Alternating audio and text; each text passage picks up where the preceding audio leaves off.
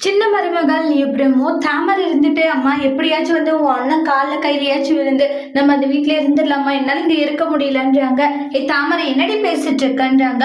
அப்படி நம்ம எல்லாம் பேசி முடிச்சுட்டு நம்ம எந்த மூஞ்ச வச்சுட்டு அங்கே போறதுன்றாங்க. இங்க பாரு, கஷ்டமோ நஷ்டமோ இங்கே நம்ம இருந்துடலான்றாங்க. அம்மா நீ இருப்பம்மா, என்னால் இருக்க முடியாது, என்ன வேலை வைக்கிறாங்க, எவ்வளோ கஷ்டப்படுத்துறாங்க, ஆனால் இதெல்லாம் புரியாத நீ நடனா அவங்க சொல்றதுக்கெல்லாம் ஆமா சாமி போட்டுக்கிட்டு இருக்க, என்னமா நினைச்சிட்டு இருக்கோம் மனசுலன்றாங்க. இங்க பாரு, நான் நல்லா யோசனை பண்ணி தான் சொல்லிக்கிட்டு இருக்கேன், சரியா? கொஞ்சம் பொறுமையா ஒரு நேரம் வரும்போது கண்டிப்பா நம்ம பாத்துக்கலாம். என்னம்மா நேரம் வரப்போகுது, இனி ஏதாச்சும் நம்மளுக்கு நேரம் வரப்போதா என்ன அப்படின்றாங்க.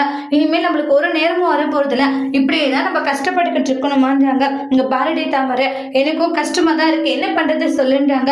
எல்லாம் இன்னைக்கு சரியாகிட்டு நாளைக்கு சரியாகிட்டுன்னு நானும் ஒரு நம்பிக்கையில இருக்கேன், எல்லாம் சரியாகிட்டு கொஞ்சம் பொறுமையா இருன்றாங்க.